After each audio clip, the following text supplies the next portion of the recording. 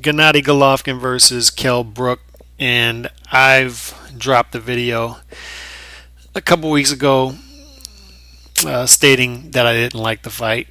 And I do read the comments, and I do need to get more active with that. And my apologies for not being as active on here, but I just moved and just got internet set up in this house yesterday. Been without internet for about 3 weeks and was in the process of moving before that.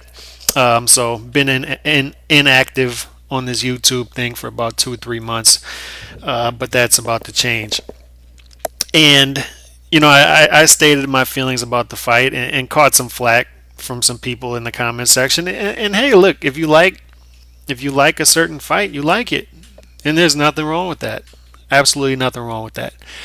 Um, I just happen to dislike the fight. I happen to dislike the fight a lot. Um, and my big problem with it is I don't really think that some of the people saying that they like the fight really like it. I think that you have some people on here and on Twitter and on Facebook, all over social media, who are defending Gennady Golovkin just to defend him. And I've defended Gennady Golovkin on here a lot, but I felt what he's been doing has been worth defending. I think he's the most ducked fighter in the sport, arguably, and maybe not even arguably. And they have to get creative in finding fights with this guy. That being said, there may have been better options for this fight. Um, Gennady Golovkin once said, and it's on record, that he'd fight anybody from 154 to 168. Now, I never saw him say he'd fight a 147 pounder, but that's beside the point. We all know why the Kell Brook fight happened. He needed a fighter from the UK to get into that market. They needed to get creative. They want to open up a new market, and I'm all fine, fine, fine, fine. However, if you look up the box rec rankings, Kell Brook is number 5 at welterweight. So Golovkin's going to be fighting the number 5 guy at welterweight according to box rec, which rankings are rankings. I mean, we all get it. My argument against Kell Brook has always been, what has he actually done at welterweight? Sean Porter's his win. That's it. I mean, people in the States, we know Kell Brook by beating Sean Porter, and hasn't done anything since then, and didn't really do anything of note before that, to be quite honest. Extremely talented fighter, but we don't know where his ceiling is. Hasn't really proved much at welterweight. Now, if you look at box rec rankings once again at 168, 4 of the top 11 guys are from the UK. Including 3 of the top 4 are from the UK. Was anybody from the Golovkin team? I mean, do we know? Has anybody from the media asked? Because we all know, once again, why this fight is happening. He wanted to fight a guy from the UK, Kell Brook. That's what everybody keeps telling me. And I understand that. But has anybody asked, anybody from the media, has anybody asked anybody from Golovkin's team? And maybe I missed this. I'm genuinely asking. Maybe I missed this. I'll plead ignorance here. Has anybody asked his team, did they ever try to enter negotiations with James DeGale? Did they ever try to enter negotiations with George Groves? Did they ever try to enter negotiations with Callum Smith? What about Martin Murray? I know he's coming off of a loss, but people would still buy into that.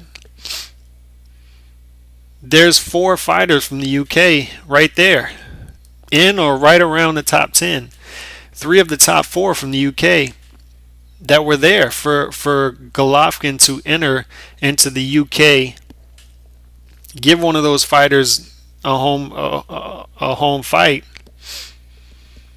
And I mean, would DeGale? I mean, is Kell Brook more of a draw than DeGale in the UK? Once again, I'll plead ignorance. UK fans, answer this for me. Would would Golovkin versus Groves or Golovkin versus DeGale, or I mean, would those fights not sell out in the UK? Am I missing something? Now, once again, maybe they tried. Maybe DeGale, you can't negotiate with his team. I don't know. Maybe the same thing with George Groves. I don't know. Maybe those guys weren't willing to come down to 164, or Golovkin, if he wants certain fights, he's got to budge a little bit too. Maybe they didn't want to go to 164. I don't know. Maybe those guys would have been willing to come down to 160. I doubt it, but maybe they would have been able to go to catch weight 164. I'm sure these sanctioning bodies wouldn't have minded giving Golovkin one fight to fight at a catch weight. I don't know. Was the gal? I mean, maybe Callum Smith is too green. I'll give you that. Maybe Martin Murray's coming off of a loss; he didn't want to fight. But were the gal and George Groves not available for September? Because the gal, I don't. Maybe I'm missing something. I don't see that he's got a fight scheduled, and last he fought was in April. George Groves is coming off the victory against Martin Murray last month. So maybe he wasn't available on that short notice. Did they have to do the fight in September? Why not October and November? These are all questions that I'm just trying to find out. Maybe somebody from the media would be willing to ask Golovkin's team this. Or maybe, once again, I'm missing all this stuff. Maybe somebody who's defending Golovkin on this would be willing to set me straight, educate me here. And I'm not being sarcastic. I'm being serious. I'm being genuine.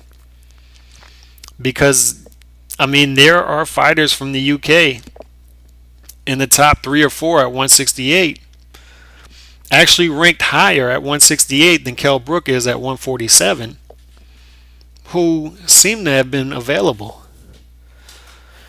But once again, maybe I'm wrong. I don't know, man. Just not buying this fight. Not buying it.